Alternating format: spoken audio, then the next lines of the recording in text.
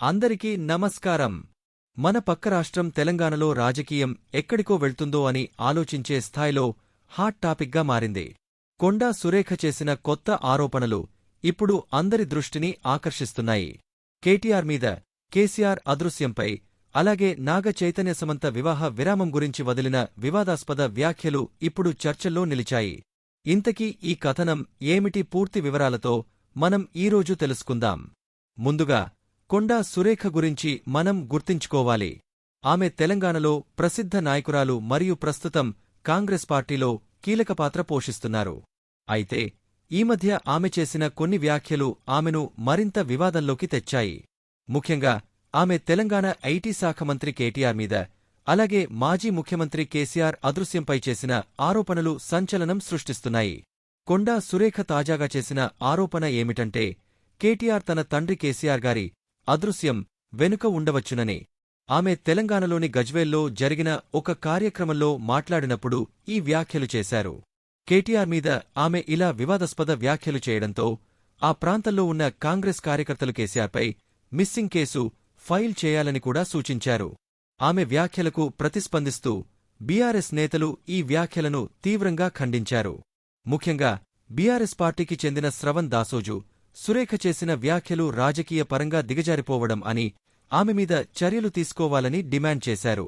తెలంగాణ రాజకీయాలు రేవంత్ రెడ్డి ముఖ్యమంత్రి అయ్యాక చాలా దిగజారిపోయాయి, ఇలా విమర్శలు చేయడం అసభ్యంగా ఉంది అని ఆయన అన్నారు. ఇంతకుముందు సురేఖ మరో వివాదానికి తెరలేపారు. నాగ చైతన్య సమంత వివాహ విరామం వెనుక కేటీఆర్ ఉన్నారని ఆమె ఆరోపించారు. సమంత ఒక రాజకీయ సహకారాన్ని నిరాకరించడం వల్లే వారి విడాకులు జరిగాయని ఆమె అన్నారు. సురేఖ చెప్పిన ప్రకారం కేటీఆర్ సమంతతో ఒక రాజకీయ సహాయం కోరారని, నాగార్జున సమంతను కేటీఆర్ దగ్గరకు పంపాలని ఒత్తిడి చేసినప్పుడు ఆమె అంగీకరించలేదు. ఇదే కారణంగా సమంత చైతన్య విడిపోయారని సురేఖ ఆరోపించారు. ఈ వ్యాఖ్యలు బయటకొచ్చిన తర్వాత నాగ చైతన్య, సమంత తమ వ్యక్తిగత జీవితాన్ని రాజకీయాల కోసం ఉపయోగించడం ఆపాలని కోరారు. వారి విడాకులు పరస్పర అంగీకారంతోనే జరిగినవి అని స్పష్టం చేశారు. చైతన్య తన మాజీ భార్య సమంతకు గౌరవంతో మౌనంగా ఉండటానికే ఇంతవరకు మాట్లాడలేదని వెల్లడించారు. ఈ నేపథ్యంలో నాగార్జున కూడా ఈ వ్యాఖ్యలపై తీవ్రంగా స్పందించారు. తన కొడుకు మరియు కుటుంబంపై వచ్చిన ఆరోపణలు అసంబద్ధమైనవని, అబద్ధాలని స్పష్టం చేశారు. రాజకీయ నాయకులు సినిమా నటుల జీవితాలను రాజకీయ ప్రస్తావనల కోసం వాడుకోవద్దని ఆయన హెచ్చరించారు. ఆయన ఈ విషయంలో కొండా సురేఖ మీద క్రిమినల్ మరియు పరువు నష్టం దావా వేసినట్లు కూడా ప్రకటించారు.